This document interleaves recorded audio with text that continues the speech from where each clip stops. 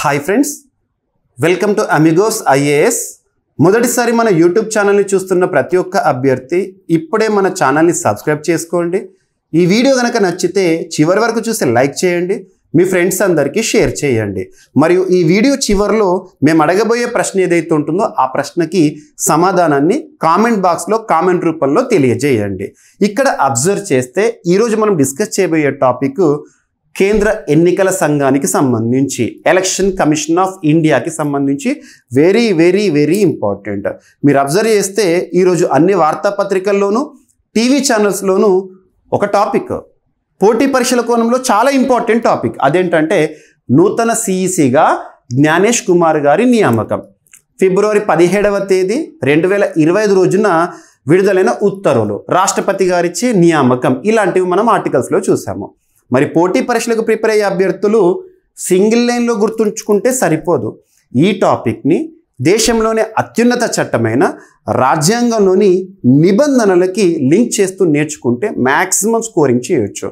పోటీ పరీక్షలో కూడా మీరు చూడండి, క్వశ్చన్స్ అనేవి సింగిల్ లైన్లో అడగట్లేరు, స్టేట్మెంట్ రూపంలో అడుగుతున్నారు. కాంటెంపరీ ఇష్యూస్ని స్టాటిక్ టాపిక్తో కలిపి క్వశ్చన్ని డైనమిక్గా ఫ్రేమ్ చేస్తున్నారు. అందుకే మనకు టఫ్గా అనిపిస్తుంది. టఫ్ కాదు, అది డైనమిక్ క్వశ్చన్, కాంటెంపరీ క్వశ్చన్గా భావించండి. ఇక్కడ అబ్జర్వ్ చేస్తే ఈ టాపిక్కి సంబంధించి కొన్ని బేసిక్స్. నూతన సిఈసి జ్ఞానేష్ కుమార్ అని చెప్తున్నాను. సీనియర్ ఐఏఎస్ అధికారి జ్ఞానేష్ కుమార్ గారు సిఈసిగా, చీఫ్ ఎలక్షన్ కమిషనర్గా నియమితులవ్వడం జరిగింది. ఇక్కడ ఫస్ట్ పాయింట్ ఏంటంటే తను ఎన్నవ సిఈసి నంబర్ గుర్తుంచుకోవాలి. 26వ సిఈసి, చీఫ్ ఎలక్షన్ కమిషనర్గా జ్ఞానేష్ కుమార్ గారి నియామకం. ఫస్ట్ పాయింట్ 26th నంబర్ గుర్తుంచుకోండి. మరి తనకంటే ముందు 25th సిఈసిగా విధులు నిర్వర్తించిన వారెవరు? రాజీవ్ కుమార్ గారు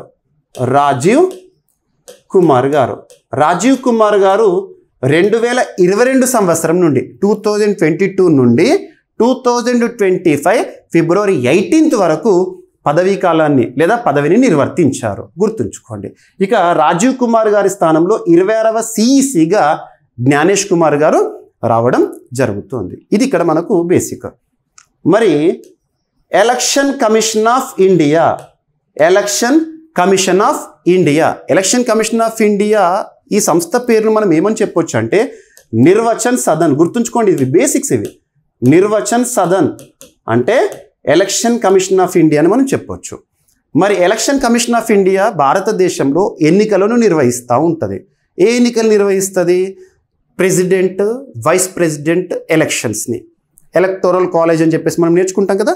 సో ప్రెసిడెంట్, వైస్ ప్రెసిడెంట్ ఎలక్షన్స్ని ఎలక్షన్ కమిషన్ ఆఫ్ ఇండియా నిర్వహిస్తుంది. దాంతోపాటు పార్లమెంట్ ఎలక్షన్స్. పార్లమెంట్ అంటే మనకు బైకామరలిజం ఉంది, ద్విసభ విధానం. ఏంటి బైకామరల్స్? లోక్సభ, రాజ్యసభ. సో లోక్సభ ఎంపీలకు సంబంధించి, రాజ్యసభ ఎంపీలకు సంబంధించి ఎన్నికలు నిర్వహించేది ఎలక్షన్ కమిషన్ ఆఫ్ ఇండియా. మరియు అన్ని రాష్ట్రాల్లో అసెంబ్లీ అనేది సర్వసాధారణం. మరియు అసెంబ్లీ కలిగిన కేంద్రపాలిత ప్రాంతాలు ఏవైతే ఉంటాయో, ఉదాహరణకు తీసుకుంటే జమ్మూ కాశ్మీరు, పుదుచ్చేరి, ఢిల్లీ, ఈ 3 కూడా అసెంబ్లీతో కూడిన కేంద్రపాలిత ప్రాంతాలు. అంటే భారతదేశంలోని అన్ని అసెంబ్లీలకు ఎన్నికలు నిర్వహించేది, సార్వత్రిక ఎన్నికలు నిర్వహించేది కేంద్ర ఎన్నికల సంఘమే. మరియు ఇంకొక ఎలక్షన్స్ గుర్తుంచుకోవాలి. భారతదేశంలోని అన్ని రాష్ట్రాల్లో లేదు, కానీ కొన్ని రాష్ట్రాలు, ఆ కొన్ని కూడా ఎన్ని అంటే 6.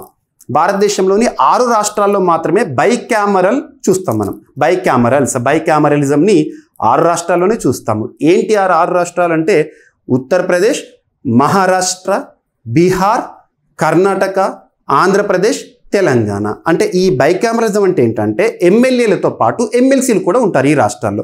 మరి ఎమ్మెల్సీ ఎన్నికలు నిర్వహించేది కూడా ఎలక్షన్ కమిషన్ ఆఫ్ ఇండియానే. So election commission of India అనేది ఎప్పుడు ఏర్పాటైంది అంటే 1950 జనవరి 25వ తేదీన ఏర్పాటైంది. సింపుల్గా చెప్పాలంటే మన రాజ్యాంగం, దేశంలోనే అత్యున్నత చట్టమైన రాజ్యాంగం అమల్లోకి వచ్చి ఒకరోజు ముందు ఏర్పడిన రాజ్యాంగబద్ధ సంస్థ కేంద్ర ఎన్నికల సంఘం. గుర్తుపెట్టుకోండి. So very very important. ఇవన్నీ కూడా బేసిక్స్.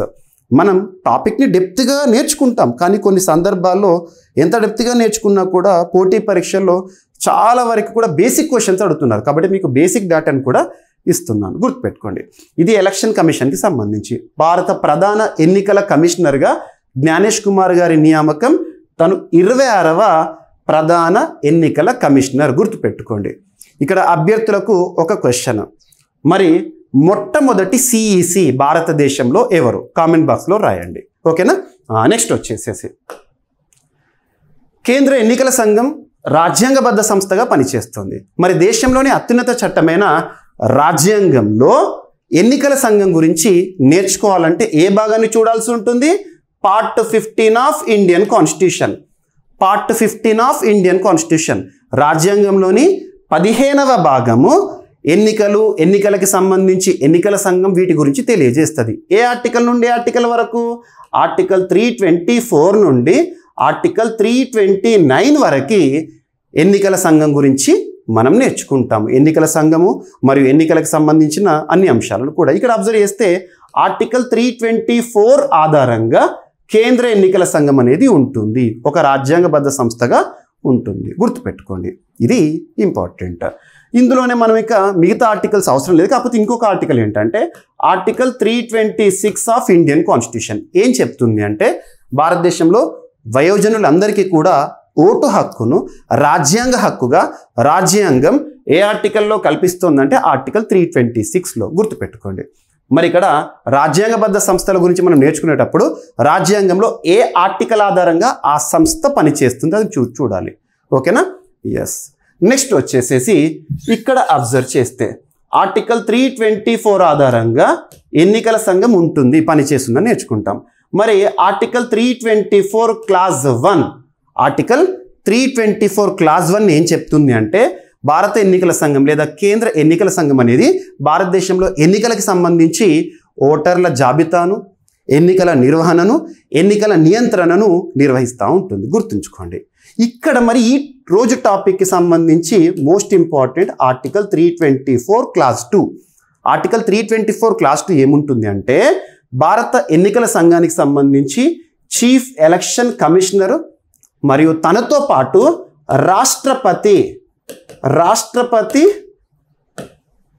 రాష్ట్రపతి నిర్ణయం తీసుకున్న మేరకి సభ్యులు అనేవాళ్ళు ఉంటారు. సభ్యులను మనం కమిషనర్లుగా పిలుస్తాము. సో రాష్ట్రపతి నిర్ణయం మేరకు ఆ సంఖ్యను ఎవరు నిర్ణయిస్తారంట? రాష్ట్రపతి. ఇప్పుడు ప్రస్తుతం చూస్తే భారతదేశంలో ఎన్నికల సంఘం అనేది 1+2 బాడీగా పనిచేస్తుంది. ఒక ప్రధాన ఎన్నికల కమిషనర్ మరియు 2 ఎన్నికల కమిషనర్లు. గుర్తుంచుకోండి. ఓకేనా? సో ఇక్కడ అబ్జర్వ్ చేస్తే ఎన్నికల సంఘానికి సంబంధించి ప్రధాన ఎన్నికల కమిషనర్ ఆర్టికల్ 324 క్లాజ్ 2 మరియు ఇతర కమిషనర్లు ఎంతమంది ఉంటారని రాష్ట్రపతి నిర్ణయిస్తారని చెప్పేసి రాజ్యాంగంలో ఉంది. కానీ మార్పులు ఏంటో ఇప్పుడు మనం తర్వాత చూద్దాము. ఓకేనా? ఇది రాజ్యాంగబద్ధ సంస్థగా కేంద్ర ఎన్నికల సంఘానికి సంబంధించిన అంశము.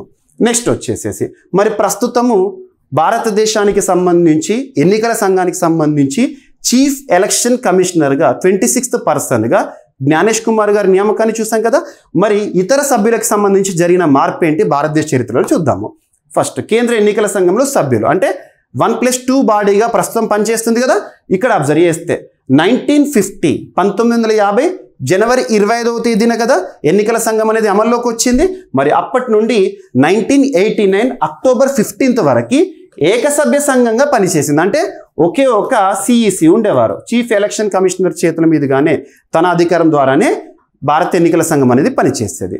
నెక్స్ట్ 1989 అక్టోబర్ 16th నుండి 1990 జనవరి 15th వరకు త్రిసభ్య సంఘంగా మారింది భారత ఎన్నికల సంఘం లేదా కేంద్ర ఎన్నికల సంఘం. త్రిసభ్య సంఘం అంటే 1+2 ఒక ప్రధాన ఎన్నికల కమిషనరు మరియు ఇతర ఎన్నికల కమిషనర్లు 2.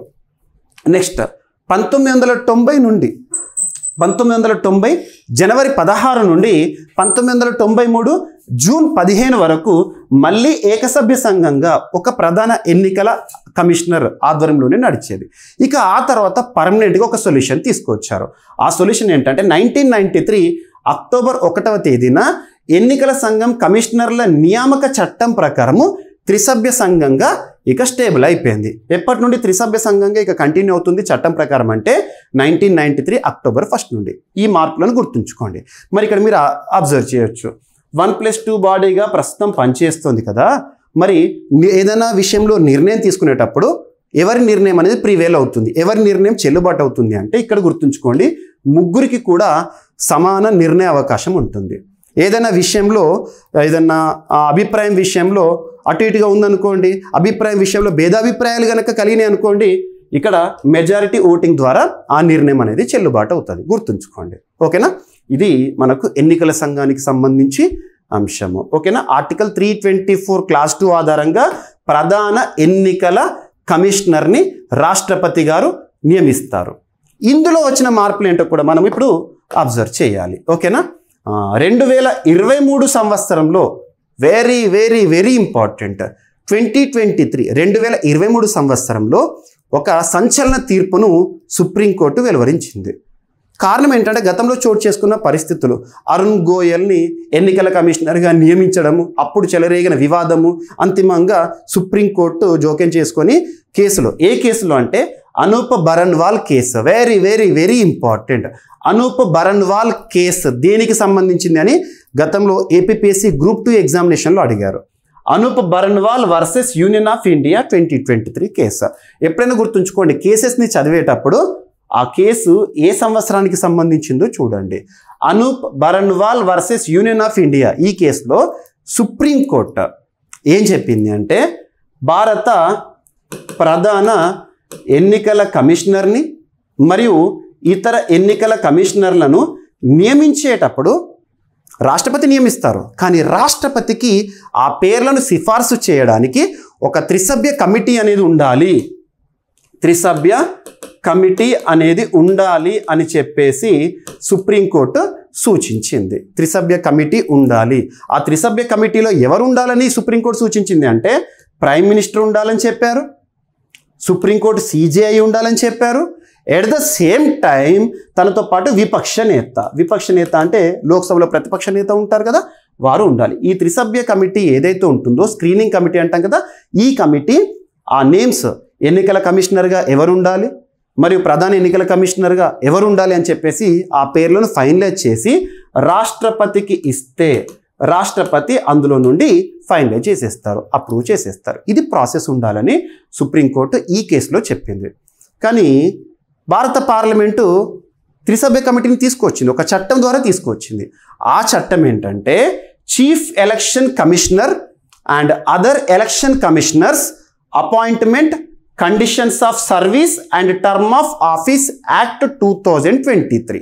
ఈ చట్టం ఇంపార్టెంట్. ఈరోజు ఈ చట్టం ఆధారంగానే మొట్టమొదటిసారి ఒక సిఈసి నియామకం అనేది జరిగింది. ఇప్పుడు జ్ఞానేష్ కుమార్ గారు భారతదేశంలో 26వ సిఈసి, ఎస్, కానీ ఈ చట్టం ఆధారంగా నియమించబడిన మొట్టమొదటి సిఈసి. గుర్తుంచుకోండి. ఓకేనా? మరి ఈ చట్టం ద్వారా ఏం చేశారంటే, ఎన్నికల కమిషనర్లకి సంబంధించి మరియు ప్రధాన ఎన్నికల కమిషనర్కి సంబంధించి అపాయింట్మెంట్ ఎలా ఉండాలి, కండిషన్స్ నిబంధనలు ఎలా ఉండాలి, సర్వీస్ ఎలా ఉండాలి, టర్మ్ ఆఫ్ ఆఫీస్ ఎలా ఉండాలని చెప్పేసి అన్ని నియమ నిబంధనలు తీసుకొచ్చారు. ఇందులో ఈ స్క్రీనింగ్ కమిటీ, ఎన్నికల ప్రధాన కమిషనర్ నియమించాలంటే ఆ స్క్రీనింగ్ కమిటీలో ఎవరు ఉండాలి? త్రిసభ్య కమిటీ కదా, మరి ముగ్గురు ఎవరు ఉన్నారంటే ఈ చట్టం ఆధారంగా ప్రైమ్ మినిస్టర్ ఉన్నారు మరియు విపక్ష నేత ఉన్నారు, కానీ సుప్రీంకోర్టు సీజే లేరు. తన స్థానంలో ఒక మంత్రి, ప్రైమ్ మినిస్టర్ చే అపాయింట్ చేయబడిన ఒక మంత్రి ఉంటారని చెప్పేసి రాశారు. సో ఇక్కడ త్రిసభ్య కమిటీయే, కానీ ఇక్కడ సీజేఐ లేకపోవడం అనేది వివాదం అనేది కొన్ని రోజులు వార్తలు నిలిచింది. బట్ పక్కన పెట్టేయండి. ఎస్, సో ఇక్కడ నిన్న మీరు అబ్జర్వ్ చేస్తే February 17, 2023 రోజున త్రిసభ్య కమిటీ, స్క్రీనింగ్ కమిటీ మీటింగ్ జరిగింది, భేటీ జరిగింది. ప్రధానమంత్రి అమిత్ షా గారు మరియు రాహుల్ గాంధీ గారు. సో ఈ త్రిసభ్య కమిటీ సిఫార్సు మేరకు జ్ఞానేష్ కుమార్ గారు 26th సిఈసిగా నియమితులు అవ్వడం జరిగింది. ఇది ప్రాసెస్ జరిగింది. అలా ఒక సిఈసి ఈ చట్టం ద్వారా నియమించబడడం అనేది మొదటిసారి. మరి స్క్రీనింగ్ కమిటీ ఇచ్చిన పేర్లను ఫైనల్ చేశారు రాష్ట్రపతి గారు according to article 324 class 2. Clear? ఓకేనా? ఇది ప్రాసెస్. ఈ కేసు గుర్తుంచుకోండి. ఎట్ ద సేమ్ టైం ఈ చట్టం గుర్తుంచుకోండి. Very very important. చట్టం ఫుల్ లెంత్గా మొత్తం ప్రతి వర్డ్ కూడా గుర్తుంచుకునే ప్రయత్నం చేయండి.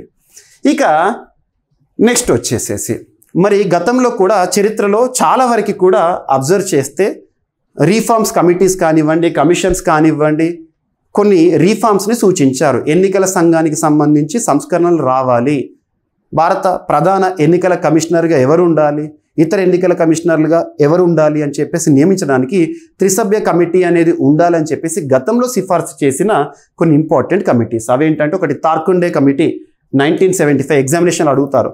తార్కుండే కమిటీ ఏ సంవత్సరం? 1975. దేనికి సంబంధించింది? ఒకటే అంశం.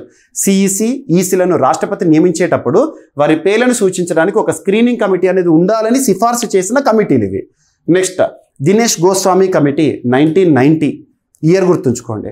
Next 21st law commission 2015. వీరందరూ కూడా చెప్పిన ఒకే ఒక కామన్ పాయింట్ ఏంటంటే భారత ప్రధాన ఎన్నికల కమిషనర్లని ఇతర కమిషనర్లను నియమించేటప్పుడు రాష్ట్రపతి నియమించేటప్పుడు వారి పేర్లను సూచించడానికి ఒక స్క్రీనింగ్ కమిటీ అనేది తప్పనిసరిగా ఉండాలని సిఫార్సు చేసిన కమిటీలు. Very very important. ఎలక్షన్ రీఫార్మ్స్లో భాగంగా మనం ఇవి చూడాల్సిందే. ఓకేనా? ఇక నెక్స్ట్ వచ్చేసేసి మరి భారత ప్రధాన ఎన్నికల కమిషనర్గా 26th పర్సన్గా జ్ఞానేష్ కుమార్ గారు నియమితులయ్యారు, సీనియర్ ఐఏఎస్ అధికారి. మరి తన యొక్క పదవీకాలం ఎంత ఉంటుంది అంటే తన వయసు 65 సంవత్సరాలు వచ్చే వరకు లేదా 6 సంవత్సరాల పదవీకాలం, ఏది ముందైతే అది అంతకాలం ఉంటారు. మరి ఈరోజు నియమితులైన జ్ఞానేష్ కుమార్ గారు February 18తో రాజీవ్ కుమార్ గారి పదవీకాలం ముగుస్తుంది, పదవీ విరమణ జరుగుతుంది. తన స్థానంలో వచ్చిన జ్ఞానేష్ కుమార్ గారు ఎప్పటి వరకు ఉంటారంటే 2029 జనవరి 26 వరకు పదవిని నిర్వర్తించబోతున్నారు. 2029 ఇది అడగరు, జస్ట్ గుర్తుంచుకోండి. నెక్స్ట్ అంటే 65 సంవత్సరాల వయసైనా రావాలి, లేదంటే 6 సంవత్సరాల పదవీకాలం పూర్తయినా కావాలి, ఏది ముందైతే అది.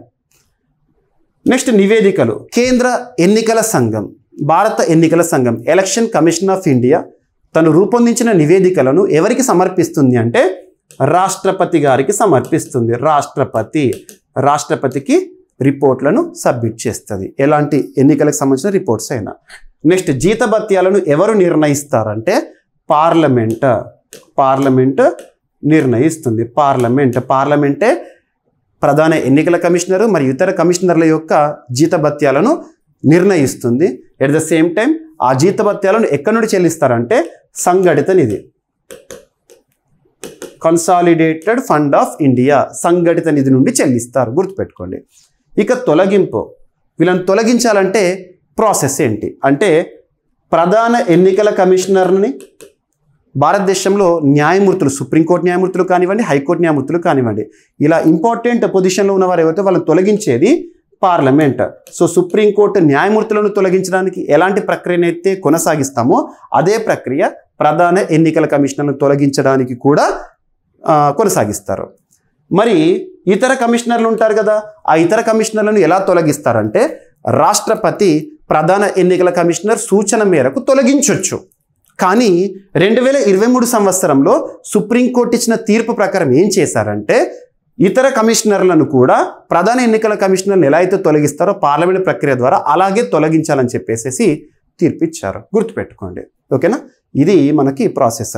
ప్రధాన ఎన్నికల కమిషనర్లని ఎలా తొలగిస్తారు, ఎవరు తొలగిస్తారంటే పార్లమెంట్ తొలగిస్తుంది. ఈ పాయింట్స్ని గుర్తుపెట్టుకోండి.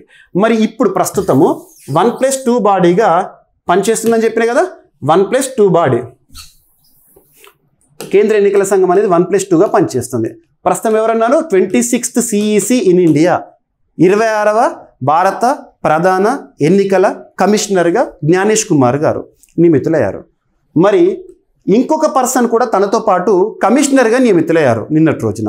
తన పేరు ఏంటంటే వివేక్ జోషి మరియు ఇంకొక పర్సన్, సెకండ్ పర్సన్ ఎవరు ఉన్నారంటే లాస్ట్ ఇయర్ లోక్సభ ఎలక్షన్స్ కంటే ముందు నియమితులైన వ్యక్తి సుఖ్బీర్ సింగ్ సంధు, గుర్తుంచుకోండి. వీళ్ళేమో కమిషనర్స్, జ్ఞానేష్ కుమార్ ఏమో ప్రధాన ఎన్నికల కమిషనర్. యాక్చువల్గా జ్ఞానేష్ కుమార్ నిన్నటి వరకు కమిషనర్గా జ్ఞానేష్ కుమార్తో పాటు సుఖ్బీర్ గారు ఉండే. సో ఇప్పుడు సీనియర్ మోస్ట్ అయిన జ్ఞానేష్ కుమార్ ఏమో ప్రధాన ఎన్నికల కమిషనర్గా వచ్చారు. ఇక తన స్థానం ఖాళీ అయింది కాబట్టి వివేక్ జోషి గారిని నియమించడం జరిగింది. 1+2 కంపోజిషన్ అనేది ఫుల్ఫిల్ అయిపోయింది. సో ఇలా ఎన్నికల సంఘానికి సంబంధించి ఫస్ట్ మనము బేసిక్ చూసాము. సెకండ్ వచ్చేసేసి రాజ్యాంగబద్ధ సంస్థానాన్ని కదా, ఏ ఆర్టికల్ ద్వారా పనిచేస్తుంది. ఇక్కడ ఇంకొక ఆర్టికల్ కూడా లింక్ చేసుకోవచ్చు. ఆర్టికల్ 324 క్లాస్ 5 ఆధారంగా తొలగింపు ప్రక్రియ అనేది ఎన్నికల కమిషనర్ సంబంధించి, ప్రధాన ఎన్నికల కమిషనర్ సంబంధించి తొలగింపు ప్రక్రియని తెలుపుతుంది. నెక్స్ట్ వచ్చేసేసి ఏకసభ్య కమిషన్, త్రిసభ్య కమిషన్ ఎలా పనిచేసిందని చెప్పేసి, నెక్స్ట్ వచ్చేసి అనూప్ బర్న్వాల్ కేసు ఏం చెప్తుంది అండ్ చట్టం ఏం చెప్తుంది. నెక్స్ట్ వచ్చేసేసి భారతదేశ చరిత్రలో ఇప్పటివరకు కొన్ని రీఫార్మ్స్ కమిటీలో ఇంపార్టెంట్ రీఫార్మ్స్ కమిటీస్ ఎలక్షన్ కమిషన్కి సంబంధించి చూడండి. నెక్స్ట్ వచ్చేసేసి నివేదికలు. సో ఇక్కడ ఒక టాపిక్ని బేసిక్గా తీసుకొని ఈరోజు వార్తల నుంచి ఒక అంశం న్యూస్ పేపర్లో ఉండే వార్తని చదివితే మనకి ఎగ్జామినేషన్లో మార్క్స్ రావు. దీనికి సంబంధించి సబ్జెక్ట్ లింక్ చేస్తూ ఇలా చదివామనుకోండి ఏ ఒక్క మార్క్ మిస్ అవుతుంది. ఎలా ఉంటుంది, కాంటెంపరీ ఇష్యూ కవర్ అయింది, ఈరోజు వార్తలో నిలిచిన వ్యక్తి, కరెంట్ పాలిటిక్స్ సంబంధించి కవర్ అయింది, దాంతోపాటు స్టాటిక్ సబ్జెక్ట్ని లింక్ చేసుకోవడం ద్వారా మనకు స్టాటిక్ కాంటెంపరీ రెండు ఒకేసారి అయిపోతాయి. ఇలా చదివితే మనకు ఎక్కువ మొత్తంలో స్కోర్ చేయొచ్చు. ఇక ఇప్పుడు అభ్యర్థులకు ఒక ప్రశ్న. ఆ ప్రశ్న ఏంటంటే 2025 సంవత్సరం జనవరి 25వ తేదీన మనం నిర్వహించుకున్న జాతీయ ఓటర్ల దినోత్సవం ఎన్నవది మరియు థీమ్ ఏంటి?